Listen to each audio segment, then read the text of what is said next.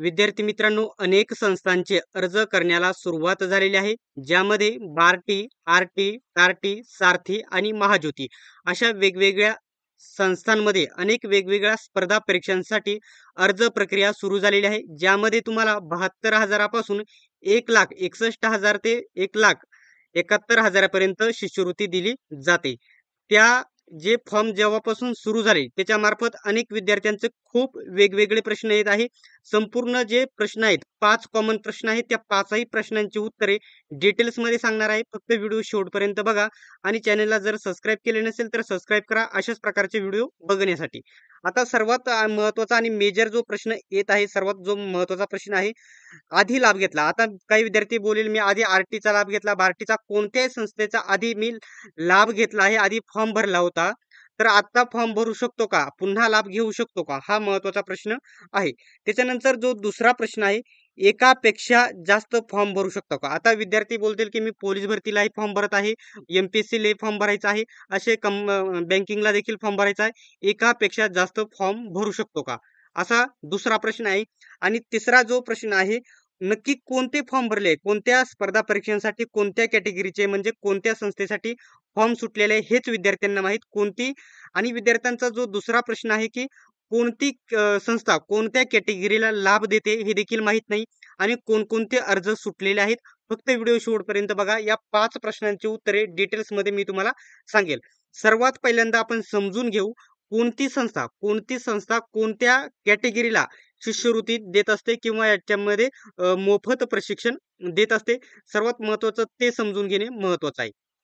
आता इथं मी तुम्हाला सांगितले, जी बार्टी नावाची जी संस्था आहे, ती एससी कॅटेगरीतील सर्व जे उपजाती आहेत त्यांना सर्वांना या ठिकाणी त्याच्यामध्ये एससी कॅटेगरीला ही शिष्यवृत्ती देत असते।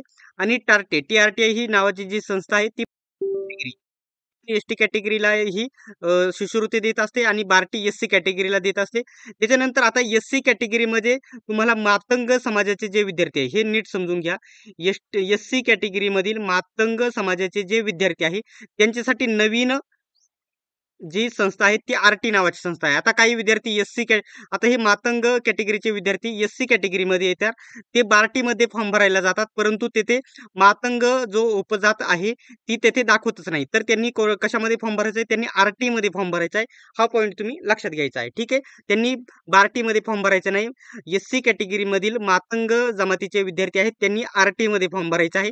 आणि सर्व फॉर्म भरण्याचे लिंक मी तुम्हाला डिस्क्रिप्शन मध्ये देत आहे, हे लक्षात धरायचं आहे, ठीक आहे। त्याच्यानंतर जी महाज्योती नावाची जी संस्था आहे ती ओबीसी, एसबीसी, एनटी आणि विजय या 4 वेगवेगळ्या कॅटेगरींना शिष्यवृत्ती देत असते महाज्योती नावाची संस्था, ठीक आहे। आता हा पॉईंट लक्षात घ्या। जे सारथी नावाची जी संस्था आहे ती फक्त एसईबीसी कॅटेगरीच्या विद्यार्थ्यांना याच्यामध्ये शिष्यवृत्ती देत असते। एसईबीसी मध्ये मराठा आणि कुणबी या 2 उपकॅटेगरींना ही शिष्यवृत्ती देत असते। मित्रांनो, जर व्हिडिओ आवडला तर व्हिडिओला नक्की सबस्क्राईब करा, चॅनलला सबस्क्राईब करा आणि व्हिडिओला लाईक केल्याशिवाय जाऊ नका। आता सर्वात महत्त्वाचा प्रश्न आहे की आता नक्की पोलीस भरतीसाठी कोणते विद्यार्थी फॉर्म भरू शकतात। आता कोणते फॉर्म कोणकोणते संस्थाचे चालू झालेले आहेत, कोणकोणत्या भरतीसाठी चालू झालेले आहेत हे तर मी सांगणार आहे।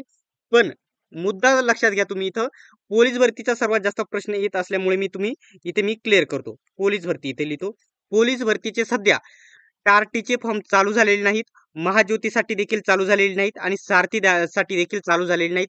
हे फक्त पोलीस भरतीसाठी बार्टीचे चालू झालेले आहेत आणि ते बार्टीमध्ये फक्त एससी कॅटेगरीचे विद्यार्थी फॉर्म भरू शकतात आणि टार्टीमध्ये देखील एससी कॅटेगरीमधील मातंग जमातीचे विद्यार्थी फॉर्म भरू शकतात, ते देखील चालू झालेले आहे। एकदम क्लिअर तुम्हाला समजेल असे मी सांगितलेले आहे। येथे टार्टीचे चालू झालेले नाहीत, महाज्योतीचे देखील पोलीस भरतीसाठी चालू झालेले नाहीत आणि सारथीचे देखील चालू झालेले नाहीत। मात्र जेवढ्या पण संस्था आहेत त्यांचे इतर परीक्षांसाठी चालू झालेले आहेत हे तुम्हाला सांगतो। आता सर्वात महत्त्वाचं बघू शकता, आता इथं दुसरा पॉईंट मी घेतलेला आहे, इथं बघू शकता। आता यूपीएससी दिल्ली या स्पर्धा परीक्षेसाठी सर्व संस्थांचे अर्ज चालू झालेले आहेत।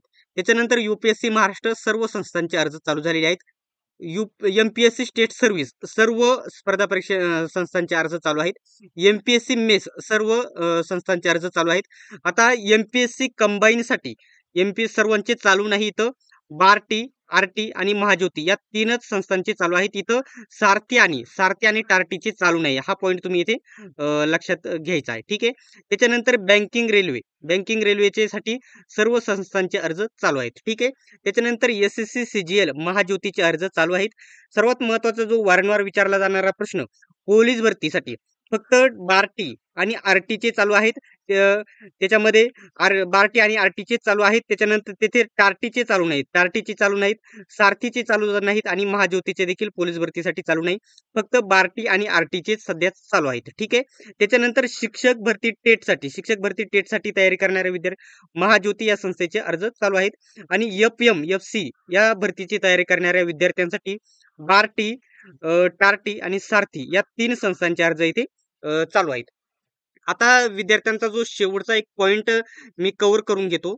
आता इथं मी तुम्हाला हे 1 मिनिट मला सगळं इथं खोडावे लागणार आहे. ते खोडून घेतो. त्याच्यानंतर जे मेजर प्रश्न आहे, सर्वात जास्त विचारले जाणार आहे, त्या प्रश्नांची उत्तर मी इथे देणार आहे.